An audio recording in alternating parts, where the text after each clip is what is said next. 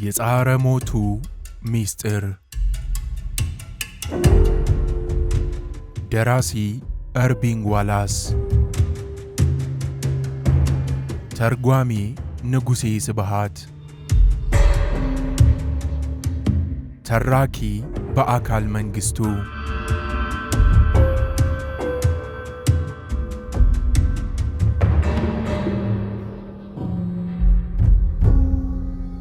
ወይዘሮ ኤቭሊን ሆፍማን ዛሬ ጠዋት የተለመደውን ዕለታዊ ተግባራቸውን ከመጀመራቸው በፊት በወልፍ ቡና ቤት መስታወት ውስጥ መልካቸውን ለመመልከት ለቅጽበት ያህል ቆም አሉ። እኚህ የዕድሜ ባለጸጋ የሆኑት ሴት ወይዘሮ በዚህ በ73 ዓመታቸው ላይ ሆነው የ23 ዓመት ገጽታና አቋም እንዲኖራቸው መቼስ ሊጠብቁ አይችሉም። እርግጥ ነው በወጣትነት ጊዜያቸው ውብ እንደነበሩ ሁሉም ሰው ይስማማበታል። ዘለግ ያለ አቋም፣ ጥቅጥቅ ብሎ የበቀለ ወርቃማ ፀጉርና ማንንም የሚያማልል ውብ ቅርጽ የነበራቸው ሲሆን ቀራጼ የጠረባቸው የሚመስሉ ረዣዥምና እጅግ ውብ እግሮቻቸው ደግሞ ኩራትን ያላብሷቸው ነበር። እንደ እውነቱ ከሆነ ያኔ ለታዋቂው ዝነኛ ቀራጺ ለሚስተር ብሬከር ዕርቃናቸውን በመሆን እንደ ሞዴልነት አገልግለውታል። ጦርነቱ ካበቃ በኋላም ሆሊውድ ውስጥ የፊልም ኮከብ ተዋናይት የመሆን ተስፋም ነበራቸው፣ ግን አልተሳካላቸውም። በዚህ በ73 ዓመታቸው አሁንም አትኩሮትን የሚስብ ቁመና እንዳላቸው ያምናሉ። አሁንም ቀጥ ያሉ ሸንቃጣ ሴት ናቸው። ወርቃማ ፀጉራቸው በሚቀቡት ቡኒ አይነት የፀጉር ቀለም ከለወጡና የፊታቸው ገጽታ ብዙ መስመሮች ከማብጀታቸው በቀር አሁንም የደስደስ ያላቸው ኩሩ ሴት ወይዘሮ ናቸው። በዚህም ላይ አእምሮአቸውና የማስታወስ ችሎታቸው አሁንም ልክ እንደ ቀድሞው የጠራና የሚደነቅ ነው። ለጊዜው ለእርጅና እጁን የሰጠው አረማመዳቸው ብቻ ነው። አካሄዳቸው ቀሰስተኛ ሲሆን ትንፋሻቸውም እየተቆራረጠ በመሄድ ላይ ነው።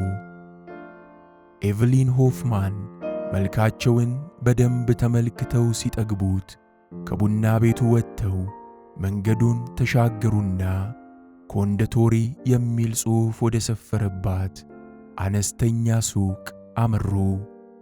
ወረፋቸውን ጠብቀው በአንድ ካርቶን ኬኮችን አስሞሉና ለስጦታ ስለሆነ በሪቫን አስጠቀለሉት። ከሱቁ ወጥተው በዝግታ እየተራመዱ መንገዱን ከተሻገሩ በኋላ አውቶቡስ መጠበቅ ጀመሩ። በዚህ ጊዜ በአንዱ እጃቸው ቦርሳቸውን፣ በሌላ እጃቸው ደግሞ በኬኮች የተሞላውን ካርቶናቸውን ይዘው ነበር። አውቶቡስ ተሳፍረው ጥቂት ደቂቃዎችን እንደተጓዙ ከሚፈልጉት ቦታ ደረሱና ከአውቶቡሱ ወረዱ። ሕይወት በተሞላው የኩዳም ጎዳና ላይ በዝግታ እያዘገሙ በኔስቤክ ስትራሴ ላይ ጥቂት ሕንፃዎችን አልፈው የቅርብ ዘመዶቻቸው ወደሚኖሩበት ባለ 6 ፎቅ ሕንፃ ገቡ። በዚህ ሕንፃ በሦስተኛው ፎቅ ላይ በሚገኘው ትልቅ ዘመናዊ አፓርትመንት ውስጥ ለማስታወቂያ ድርጅቶች የትርፍ ጊዜ ሥራ የምትሠራ አንዲት ክላራ ፈቢግ የምትባል ወይዘሮ ኤቭሊን እጅግ የሚንሰፈሰፉላት ወጣት ሴት አለች። ክላራ ጨቅጫቃ ግን ጎበዝ የዘመናዊ ታሪክ አስተማሪ ከሆነው ከባለቤቷ ከፍራንዝ ፈቢግ ጋር ነው የምትኖረው። ብዙም ዕድሜ እንደማይኖራቸው የሚያስታውቁትና ብዙውን ጊዜ በተሽከርካሪ ወንበራቸው ላይ ተቀምጠው የሚውሉት የክላራ እናት ሊዝል ደግሞ ከልጃቸው ክላራ ጋር ነው የሚኖሩት። ከኤቭሊን በ3 ዓመት የሚያንሱት ወይዘሮ ሊዝል ይህንን ውድ የመኖሪያ ቤት ለልጃቸውና ለአማቻቸው የገዙት ለሚያደርጉላቸው እንክብካቤ እንደ ስጦታ ነው። ኤቭሊን አብዛኛውን ጊዜያቸውን በሻይና በሐሜት የሚያሳልፉት እዚህ ነው። የቀራቸው ብቸኛ ቤተሰብ እነሱ ብቻ ናቸው። በአፓርትመንቱ ሰገነት ውስጥ ከግምት በላይ የሆነ የደስታ ድባብ ተንሰራፍቶ ነበር። ፍራንዝ በዚህ ሰዓት ሥራ ላይ ነው። ነገር ግን አክስቷን ኤቭሊንን አቅፋ እየሳመች የነበረችው ክላራና በተሽከርካሪ ወንበራቸው ላይ ተቀምጠው የነበሩት ወይዘሮ ሊዝል በአንድ ባልታወቀ ድንቅ ምክንያት የተነሳ እየፈነጠዙ ነበር።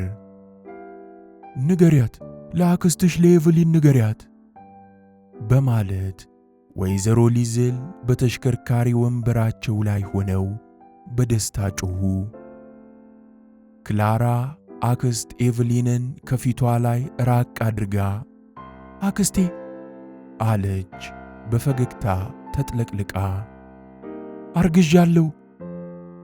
ኤቭሊን ከደስታቸው ብዛት እየፈነጠዙ ልጅቷን ይዘው ጉንጯን፣ ግንባሯን፣ አንገቷን ይስሟት ገቡ። አረገዝኩ ነው ያልሽው? አሁን እግዚአብሔር የተመሰገነ ይሁን አሉ ተስፋ ወደ መቁረጥ ደረጃ ደርሰው የነበሩት አክስት ኤቭሊን። ክላራ ያገባችው ዘግይታ በ30 ዓመቷ ነበር። እናም ለ5 ዓመታት ሙሉ በጉጉት ብትጠብቅም ሳታረግዝ ቀረችና ሁሉም ተስፋ መቁረጥ ጀምረው ነበር። አሁን ግን ካረገዘች 6ኛ ሳምንቷን ይዛለች። ማርገዟንም ያወቀችው ዛሬ ነው። ክላራ በግሩም ስሜት እየቦረቀች ሻይ መጣድ ስትጀምር ኤቭሊን ስጦታቸውን አበረከቱ። ይህ የኬክ ስጦታ የተለመደ ሳምንታዊ ስጦታ ስለሆነ ማንም ብዙም ትኩረት አላደረገበትም። ኤቭሊን ቀለል ያለ የኬክ ስጦታ ይዘው መምጣት የጀመሩት ከ4 ዓመታት በፊት ሲሆን ውድ ስጦታቸውን ማምጣታቸው የተዉትም ከዚያን ጊዜ ጀምሮ ነው። የዛሬ 4 ዓመት ለ1ኛ ዓመት የጋብቻ በዓላቸው ውድ ስጦታ ይዘውላቸው መጥተው ነበር። ይህ ለባልና ለሚስት አበርክተውላቸው የነበሩት ውድ ስጦታ አለኝ የሚሉት ውድ ቅርሳቸው የነበረ ሲሆን የቤተ መንግሥት ሕንፃ የቀለም ቅብ ስዕል ነበር። ክላራ ቅቡን አይታ ብትወደውም ብታደንቀውም ባለቤቷ ፍራንዝ ግን በስዕሉ ላይ የነበረው ጥላቻን ለመደበቅ አልቻለም ነበር። በእርግጥ ውብ ነው፣ ግን ጥላ ይበዛበታል። ደግሞም የ3ኛው የጀርመን መንግሥት ስዕሎችን ስለሚያስታውሰኝ አልወደድኩትም። ለማንኛውም እናመሰግናለን አክስት ኤቭሊን፣ ሐሳቡ ብቻ ይበቃል ብሏቸው ነበር በወቅቱ።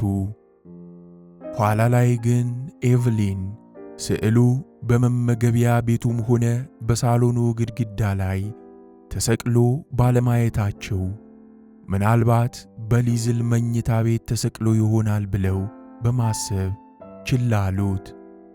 ግን ከዚያ ጊዜ ጀምረው ከቸኮሌት ከከረሜላና ከኬኮች በስተቀር ውድ ስጦታዎችን ይዘው መምጣት አቆሙ።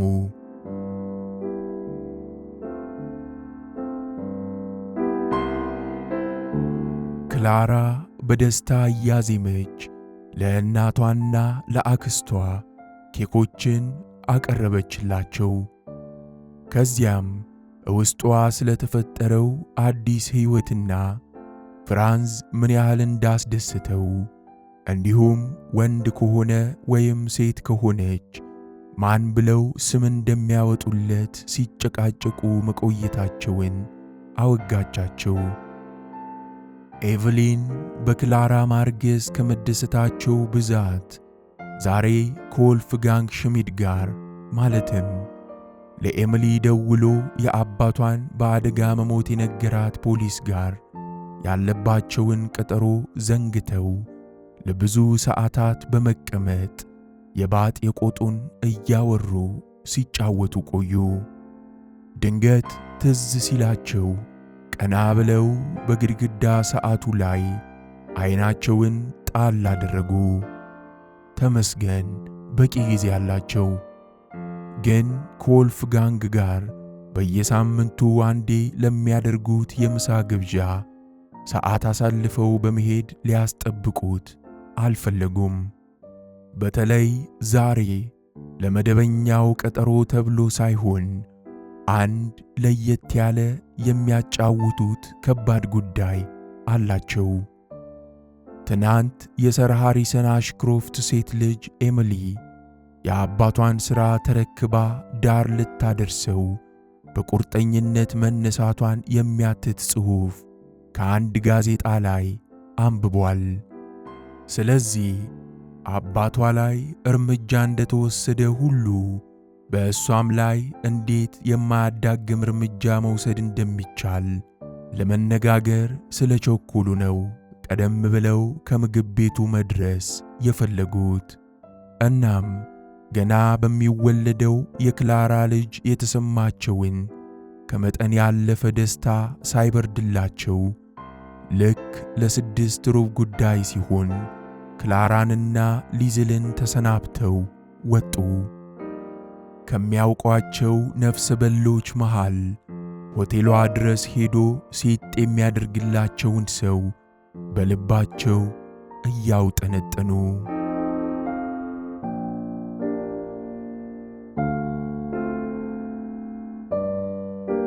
በኪራይ የተገኘው ማርቸዲስ ወደ ኬምፕኒስክ ሆቴል በሚያስገቡ የመስታወት በሮች ፊት ለፊት ሲያወርዳት ኤሚሊ ሥራ የማይበዛብህ ከሆነ በጥቂት ቀናት ውስጥ እንደገና ግልጋሎትን እፈልገዋለሁ አለችው ለሹፌሩ ለፕላምፕ። እሱም በየትኛውም ጊዜ ላገለግልሽ ዝግጁ ነኝ በማለት መለሰላት። ኤሚሊ ፕላምፕን ከተሰናበተችው በኋላ እየተጣደፈች ወደ ሆቴሉ ገባችና ኮሪደሩን አቋርጣ ቀጥታ ወደ የእንግዳ መቀበያው ክፍል አመራች። የክፍል ቁጥር 229 ቁልፍ ታቀብኝ አለቻት ለእንግዳ ተቀባይዋ። እንግዳ ተቀባይዋ ቁልፉንና አንድ መልእክት የያዘ በጣሽ ወረቀት ይዛ ፊቷን ወደ እሷ ዞረች። ሚስ አሽክሮፍት አንድ ሰው እየጠበቆት ነው አለቻት። አንድ ሰው ስትል ቀበል አድርጋ ኤሚሊ ጠየቀች። ከዚያ በበጣሽ ወረቀቱ ላይ የነበረውን መልእክት አነበበችው። ሚስ አሽክሮፍት ሬክስ ፎስተር እባላለሁ። እኔን ለማነጋገር በቂ ጊዜ እንደሚኖርሽ ተስፋ አደርጋለሁ። አንቺን ለማግኘት ስል ነው ከሎስ አንጀለስ ድረስ የመጣሁት። እዚሁ ሆቴል መዝናኛ ቤት ውስጥ እገኛለሁ ይላል መልእክቱ። ፊርማም አለው። ሬክስ ፎስተር ከዚህ ቀደም ፈጽሞ ሰምታው የማታውቅ አዲስ ስም ነው። ግራ በመጋባት ስሜት የሆቴሉን የእንግዳ መቀበያ ክፍል አቋርጣ ወደ ኮክቴል መዝናኛ ክፍሉ ለማምራት ፊቷን አዞረች። በመዝናኛ ክፍሉ መግቢያ ላይ ቆማ ዙሪያ ገባውን በዐይኖቿ ቃኘች። ግን እሷን የሚጠብቅ ብቻውን የተቀመጠ ሰው ሊታያት አልቻለም። በክፍሉ ውስጥ በተለያዩ የቆዳ ልባጭ ወንበሮች በተደራረቡባቸው ጠረጴዛዎች ላይ መጠጦቻቸውን ይዘው የሚታዩ 3 ጥንዶች አሉ። 2 የጦፈ ጨዋታ የያዙ ሴቶች፣ ዕድሜያቸው ገፋ ያለና ለረጅም ጊዜ በትዳር ዓለም የቆዩ የሚመስሉ ሴትና ወንድ፣ እንደዚሁም አንድ አትኩሮትን የሚስብ በሰላሳዎቹ የዕድሜ ክልል ውስጥ የሚገኝ ወንድ ወርቃማ ፀጉር ካላት ውብ ኮረዳ ጋር ተቀምጠዋል። በዚህ ጊዜ አንድ ዓይንን የሚያማልል መልከ መልካም ጎልማሳ ከጓደኛዋ ጀርባ ባሻገር አሳልፎ ሲመለከታት አየች። ወዲያውኑም ለባለ ወርቅማ ፀጉሯ ሴት አንድ ነገር ካልጎመጎመላት በኋላ ከተቀመጠበት ተነስቶ በረጃጅሙ እየተራመደ ወደ እሷ ሲመጣ ኤሚሊ ተመለከተችው። ሳይታሰብ ከካሊፎርኒያ የመጣው ጠያቂዋ ይህ ይሆን አሰላሰለች።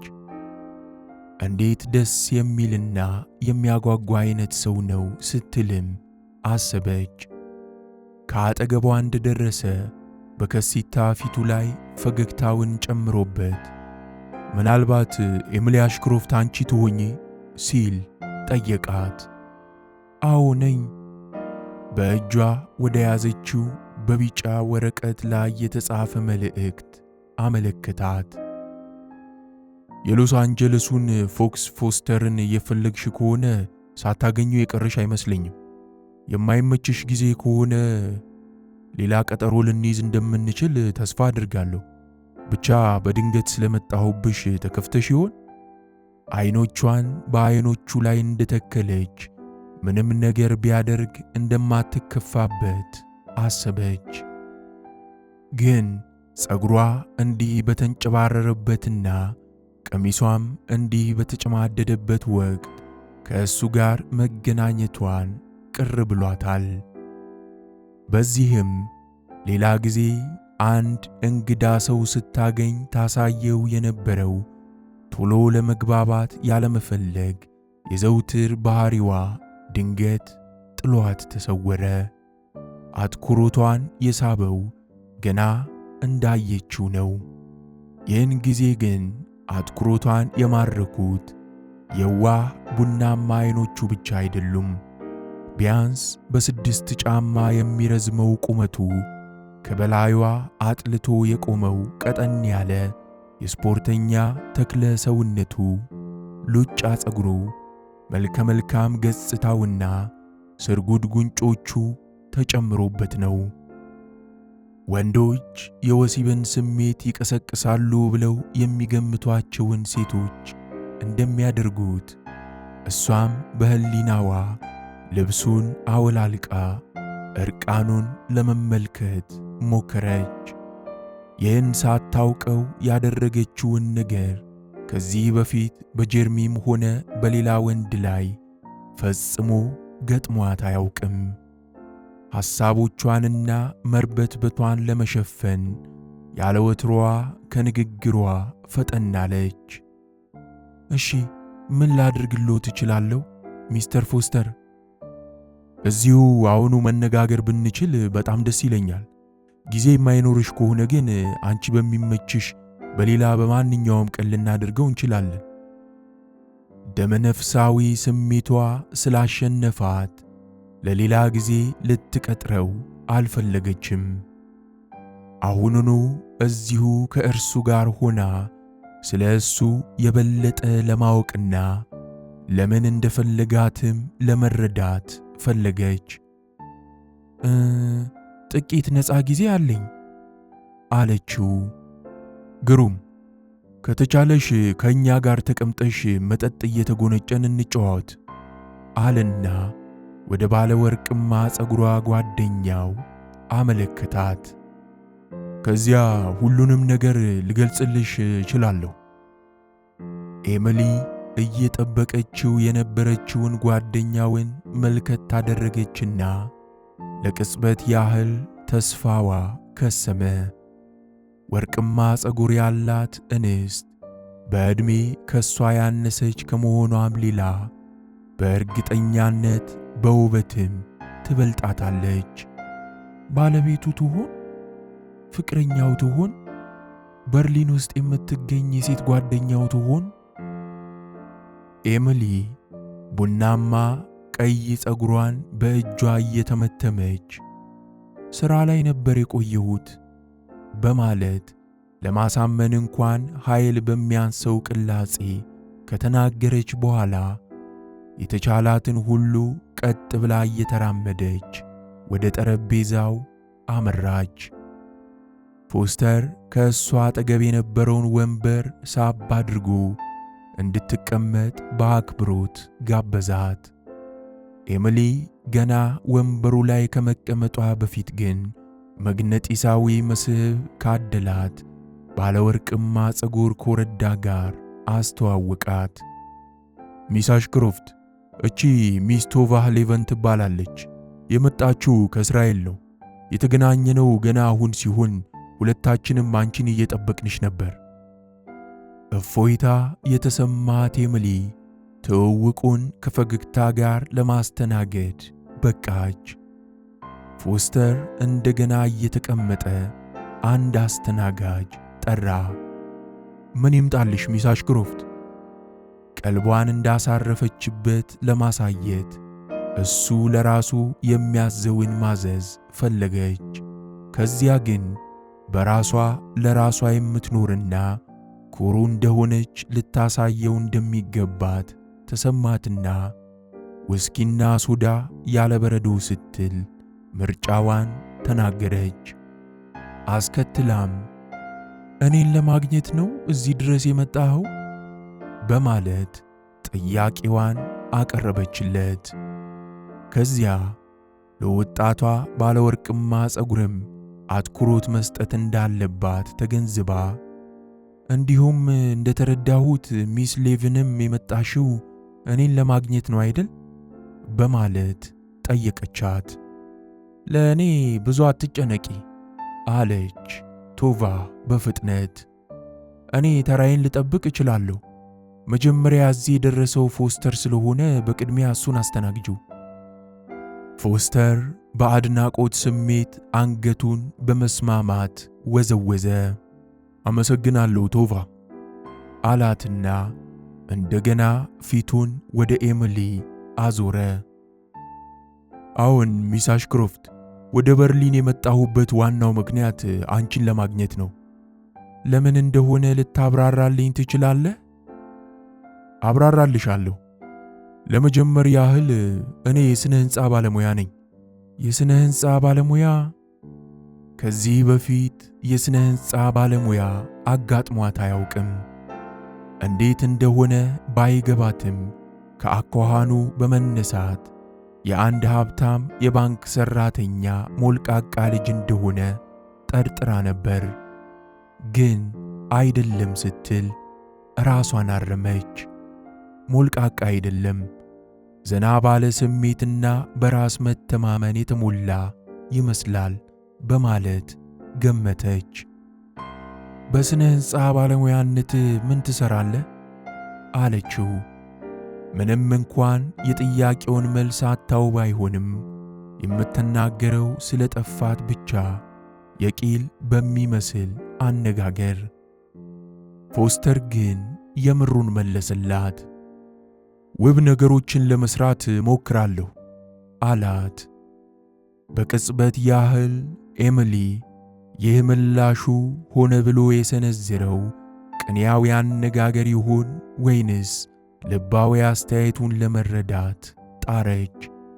ትክክለኛውን ትርጉሙን ብታውቀው በወደደች ነበር። እንደምገምተው ሕንፃዎችን ነው ለመስራት የምትሞክረው? እንዴታ፣ ሕንፃዎችን ነው እንጂ።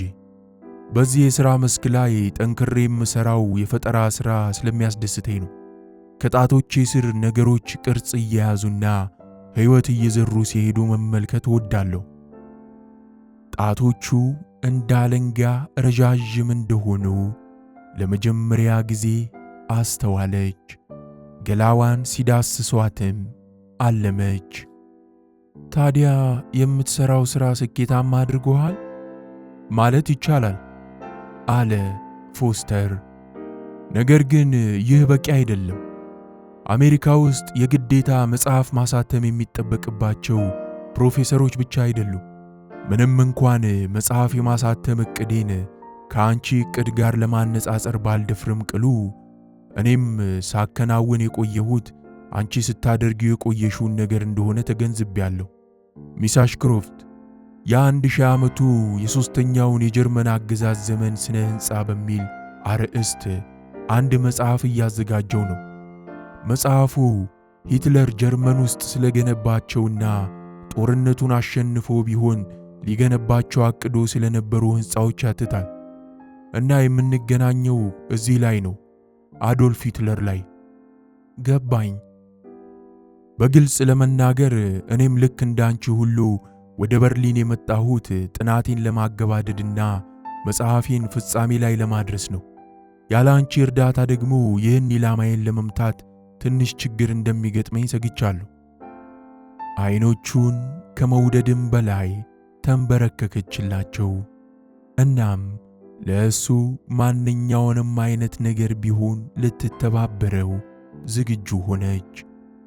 ልረዳህ የምችለው እንዴት ነው ሚስተር ፎስተር? መልካም። የፎቶግራፍና ፎቶግራፎቹን የሚገልጹ አንቀጾችን የያዙ መጽሐፌ አሁንም ገና አንድ ፍጻሜን ያላገኘ ምዕራፍ ይዟል። በሂትለር ዋና የሥነ ሕንፃ ባለሙያ በአልበርት ስፒር ቤተሰብ በኩል አገኛቸዋለሁ ብዬ ተስፋ ያደረግኳቸው ጥቂት የተሰወሩ ንድፎች ነበሩ። ይሁን እንጂ እነዚህን የተሰወሩ የሕንፃ ንድፎች ሌላ ቦታ ለመፈለግ ግድ ሆነብኝ። ስለ አባትሽ የሕይወት ታሪክ አውቅ ስለነበር ስለ ስፒር ተባባሪ ሠራተኞች አለዚያም ሸሪኮች የሚያውቅ አንድ ሰው ቢኖር አባትሽ እንደሆኑ ተረዳሁ። ስፒር ከነበሩት 10 ረዳቶች መካከል እነዚህን እኔ የምፈልጋቸውን ንድፎች ሰጥቶት ይሆናል ብዬ በገመትኩት አንድ ተባባሪው ላይ አነጣጥሬ ክትትሌን ቀጠልኩ። ነገር ግን ይህን ረዳቱን የት እንደማገኘው ጭላንጭል ሐሳብ እንኳን የለኝም። እናም አባትሽ ስለዚህ ሰው የማወቅ ዕድላቸው ሰፊ እንደሆነ ስለተሰማኝ አባትሽን እንዳገኛቸው ወደ ኦክስፎርድ በመጣስ የሚል ጥያቄን ያዘለ ደብዳቤ ጻፍኩላቸው። እሳቸውም ደብዳቤው ከደረሳቸው በኋላ ለሚቀጥለው ሳምንት ቀጠሮ ሰጡኝ። ይህ ደግነታቸውን የሚያሳይ አድራጎት ነበር።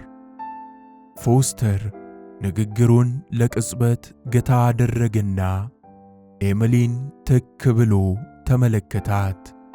ሚስ አሽክሮፍት አባትሽ ስለደረሰባቸው አደጋ አንብቤያለሁ። እንዴት እንዳዘንኩ ልነግርሽ ቃላቶች ያጥሩኛል። አመሰግናለሁ። እባክህ ቀጥል። ከ2 ቀናት በፊት በጋዜጣ ላይ ስለ አባትሽ በማንበብ ላይ ያለው ከእሳቸው ጋር አብረሽ ትሰሪ እንደነበር ተረዳሁና አንቺን ለማግኘት ልሞክር ወሰንኩ። ለቅጽበት ያህል ኤሚሊ ጭንቀት ገባት። እንዴት ብለህ እዚህ እንደሆንኩ ልታውቅ ቻልክ? ላነጋግርሽ በማሰብ ኦክስፎርድ ወደሚገኘው መኖሪያሽ ደወልኩ። በአውሮፕላን ወደ ለንደን ከበረርኩ በኋላ አንቺን ለማግኘት በመኪና እመጣለሁ ብዬ አቅጄ ነበር። ስልኩን ያነሳችው ጸሐፊሽ ነበረች። ለጥቂት ጊዜ ያህል ከተነጋገርን በኋላ ወደ ምስራቅ በርሊን እንድሄድሽና በኬምፕኒስኪ ሆቴል እንደምታርፊ አምና ነገረችኝ።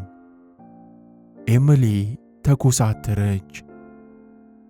እዚህ እንደሆንኩ ለማንም እንዳትናገር ለፓሜላ ቃል አስገብቻት ነበር። በጎትጎታ ሳላወጣጣት የቀረው አይመስለኝም አላት ፎስተር ይቅርታን ባዘለ ቅላጼ። ዶክተር አሽክሮፍት ቀደም ብለው ቀጠሮ እንደያዙልኝ ካስታወስኳት በኋላ የእሳቸው ልጅ ደግሞ እኔን ማግኘቱን እንደማትቃወመው እርግጠኛ መሆኔን ገለጽኩላት። ከዚህ የተነሳ ጸሐፊሽ አንቺ የት እንደምትገኝ ብትነግረኝ ለክፉ እንደማይሰጥ ተሰማት። እኔ እንደምገምተው ጸሐፊዎችን በማማለል ብዙ ልምድ እንዳለህ ነው አለችና ፈገግታ አሳየችው። ብቻ ተሳክቶልህ እዚህ ደረስክ። አሁን አግኝቼሽ እንደ ደንቡ ቀጠሮ ለመያዝ ተስፋ አድርጌ ወደ ኬምፕኒስኪ ሆቴል መጣሁ። ይሁን እንጂ አንቺ ወጣ ብለሽ ስለነበር እስክትመለሺ ልጠብቅሽ ወሰንኩ። ይህ በዚህ እንዳለ ፎስተር ወደ ቶቫ ሌቪን እየተመለከተ እንግዳ ተቀባዩዋን ስላንቺ እየጠየቅኩ ሳለ ሚስ ሌቪን ወደ ባንኮኒው በመድረሷ የምናገረውን በአጋጣሚ አደመጠች። እንደ አጋጣሚ ሆኖ እሷም ወደ ኬምፕኒስኪ ሆቴል አመጣጧ አንቺን ለማግኘት ነበር። ስለዚህ አንድ ላይ ሆነን ልንጠብቅሽ ወሰንን። ኤሚሊ ተጨማሪ ምላሽ ለማግኘት ጓጉታ አትኩሮቷን ወደ ውቢቷ ባለወርቅማ ፀጉር አዞረች። እና ሚስ ሌቪንስ ልታገኘኝ የፈለግሽው ለምንድን ነው? ከመጠጧ እየተጎነጨች ስታደመጥ የቆየችው ቶቫ ሌቪን ብርጭቆዋን አስቀመጠች። እውነቱን ለመናገር ሚስ አሽክሮፍት፣ እኔ በሥራ ላይ የምገኝ ጋዜጠኛ ነኝ። ከቅርብ ጊዜ ጀምሮ ለኢየሩሳሌም ጋዜጣ ታሪኮችን በተመለከተ ተከታታይ አምዶችን እንዳዘጋጅ ምስራቅ ጀርመን ውስጥ ተመድቤያለሁ። አንቺ ወደዚህ በመምጣት ላይ እንደሆንሽ በተረዳው ጊዜ ግሩም አርዕስት ትሆኝኛለሽ ብዬ አሰብኩ። አሁንም ቢሆን ስለ ሂትለር የሚጻፉ ታሪኮችን ጋዜጦቻችንን ከማሻሻጭ አልቦዘኑም። ይህ መሆኑ ደግሞ ያሳዝናል።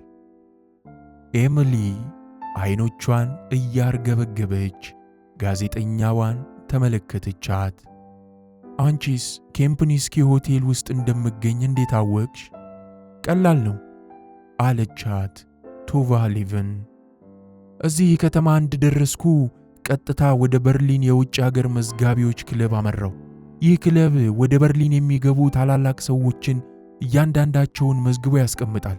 ከተማዋ ውስጥ ከሚገኙት ሆቴሎች ጋር ማለትም ከእንግዳ ተቀባዮቹ ወይንም ከረዳት ሥራ አስኪያጆች ጋር ግንኙነት አለው። እነዚህ ሰዎች በየሆቴላቸው ተመዝግበው ያረፉ ታላላቅ ሰዎችን ስም ለክበቡ ያሳልፋሉ። ስለዚህ አንድ ታሪክ ማጠናከር እችል እንደሆነ ብዬ መጥቼ ላገኝሽ አሰብኩ። መቼም እኔ ታላቅና ታዋቂ ሰው አይደለሁም አለች ኤሚሊ። በእርግጠኝነት ደግሞ ለአንቺ የሚጠቅም ምንም አይነት የዜና ጥንቅር ልሰጥሽ አልችልም። እመኝኝ ሚስ ሌቪን፣ አንተም እመነኝ ሚስተር ፎስተር።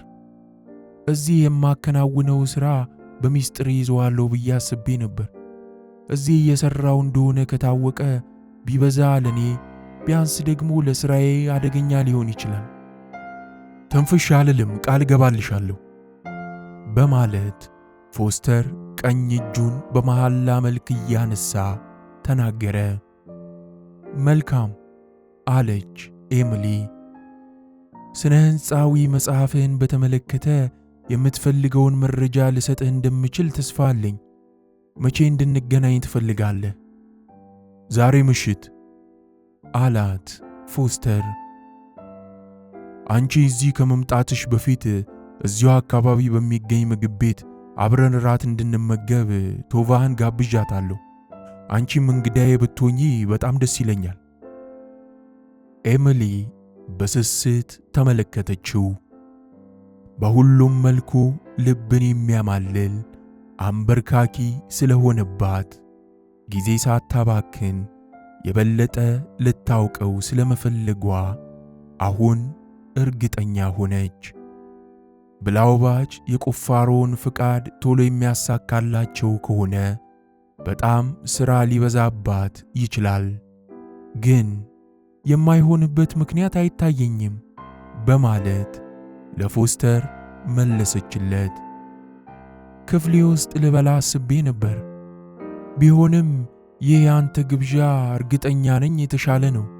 አመሰግናለሁ። በጣም ጥሩ አላት ፎስተር በስሜት ተሞልቶ። ኤሚሊ አይኖቿን በባለ ወርቅማ ፀጉሯ ጋዜጠኛ ላይ እንደተከለች፣ አብሬያችሁ ለመሆን የምችለው ግን የምንወያይበት ነገር ሁሉ ፍጹም ከሥራ ጉዳይ ጋር ያልተገናኘ ከሆነና ወደ ሕዝብ ጆሮ እንደማይደርስ ሚስ ሌቪን ቃል የገባችልኝ እንደሆነ ብቻ ነው አለች እያመነታች። ቃል እገባልሻለሁ፣ ምንም ችግር አይፈጠርም አለች ቶቫ ሌቪን መሐላ እንደምትፈጽም ሁሉ ቀኝ እጇን በማንሳት። ኤሚሊ ከት ብላ ሳቀች። በዚህ ከተስማማን መልካም ነው ብላ ከወርቅ የተሠራውን የእጅ ሰዓቷን ተመለከተች። 1 ሰዓት ሊሆን ምንም አልቀረው። ጥቂት የስልክ ጥሪዎችን ለማድረግ ለመተጣጠብና ልብስ ለመቀያየር 1 ሰዓት ያስፈልገኛል። ፊቷ በብሩህ ፈገግታ እንደተሞላ ወደ ፎስተር ዞረች። 2 ሰዓት ላይ እንግዳ መቀበያው ክፍል ውስጥ ጠብቁኝ። የፎስተር ፊት ፈካ። 2 ሰዓት ከመሆኑ በፊት 5 ደቂቃ ቀደም ብዬ ወደ ታች በመውረድ አሳንሰሩን እየተመለከትኩ ጠብቅሻለሁ ሚስ አሽክሮፍት፣ ኤሚሊ በለኝ በማለት ከተቀመጠችበት ተነሳች። እኔን ደግሞ ሬክስ በይኝ አላት በፈገግታ።